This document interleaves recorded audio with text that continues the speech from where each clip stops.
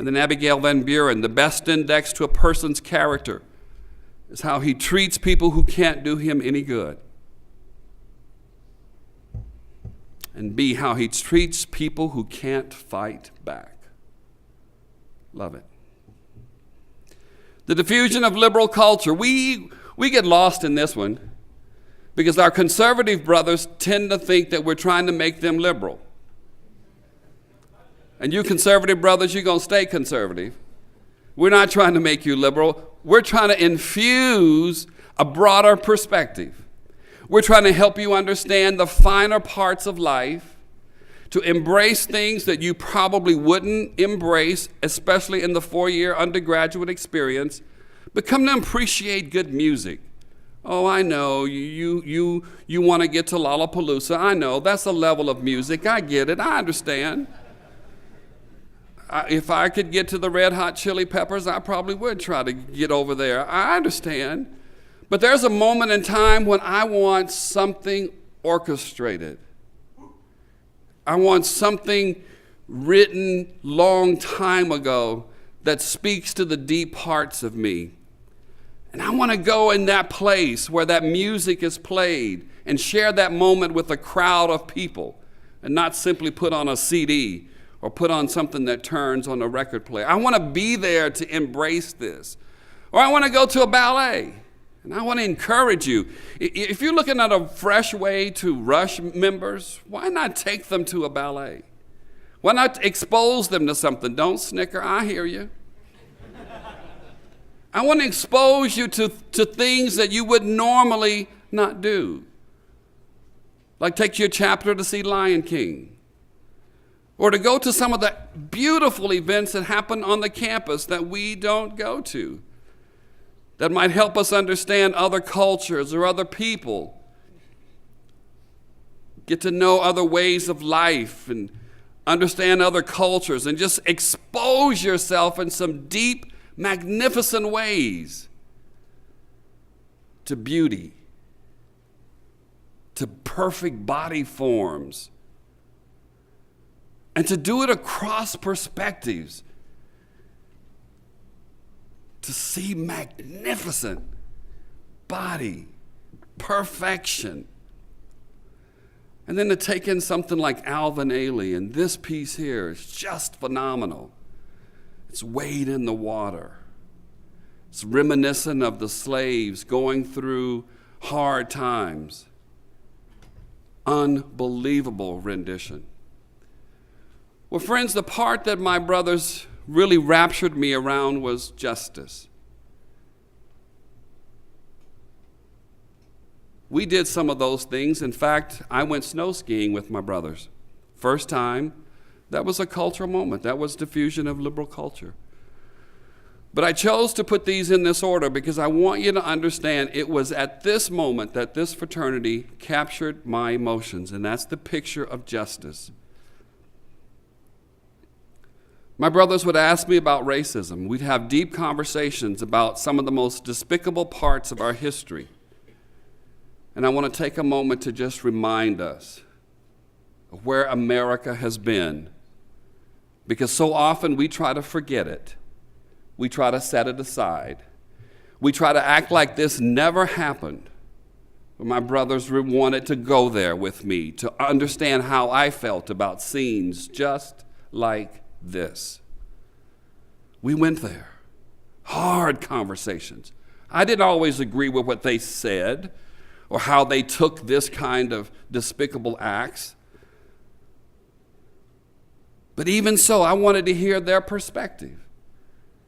Your grandfather calls me the N-word. Tell me how you feel about that.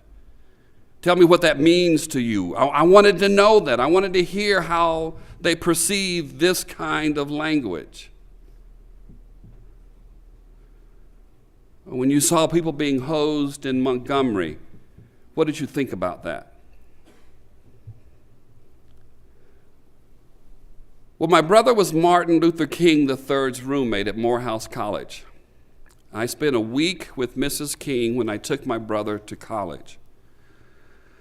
I've often thought if I had met the Kings before or during the period of my undergraduate experience, if Mrs. King called me and said, Bernard, we need some people from your fraternity to sit at our counter to do voter registration,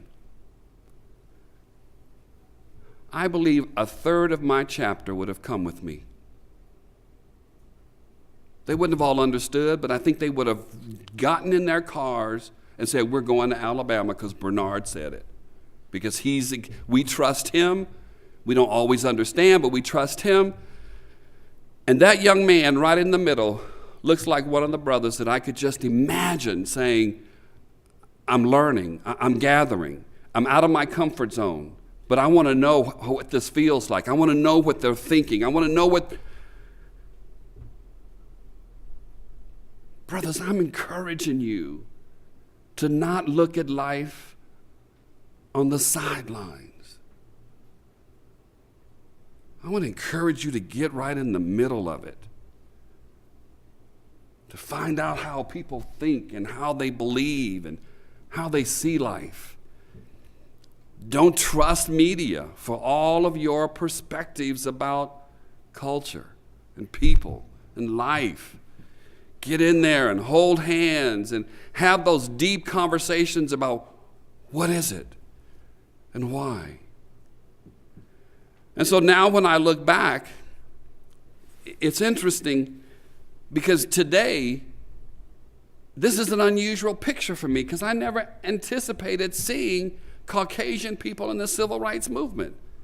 It wasn't until I made a distinct mission to go after these slides that I say, man, there were some people who were there. Would you go? Would you find yourself someplace that you do not know and are not comfortable with, but you're holding a picket sign? And might this be what you encounter? No, African Americans did not beat him up. Caucasian people beat him up because he was supporting black people. That's what joining the war might mean, is that your very family members may become angry at you because you're doing the right thing. Martin Luther King said, injustice anywhere is a threat to justice everywhere. And brothers, that's why I pledged this fraternity, is because this fraternity is all about justice. And how do I define justice today? We don't live in that despicable period. But friends, I'm not going to misuse my room, puke it up, destroy it, knowing that somebody who doesn't speak the language well will have to come after me to clean it up.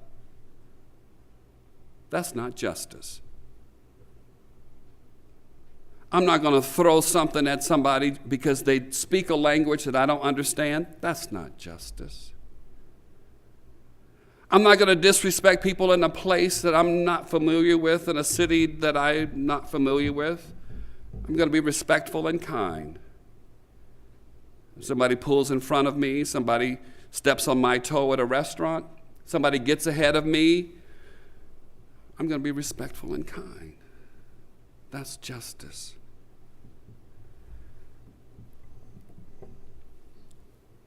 So our motto, justice, our foundation. That's what we're about. It's who we are. It's the place that you've been called to, is to bring justice to the world. And to do it in a way where we have fun with it. We enjoy each other. We really do enjoy each other. But we know we've been brought to a place to make a difference. To make a difference in the world. And to say clearly, there is a fraternity that cares about diversity. There is a fraternity that cares about brotherhood. There is a fraternity where men of all backgrounds can live and work together. So brothers, my challenge to you and my challenge to all of us is, can we come build a new world together? Can we show the world that men can, of all backgrounds, live and work and play together? And so I love these words. And I know you can't see them, perhaps if you're in the back. But Steve Jobs just rings to me. Here's to the crazy ones, the misfits, the rebels, the troublemakers, the round pegs and the square holes, the ones who see things differently. They're not fond of rules, and they have no respect for the status quo. You can quote them, disagree with them, glorify or vilify them, but the only thing you can't do is ignore them, because they change things, they push the human race forward.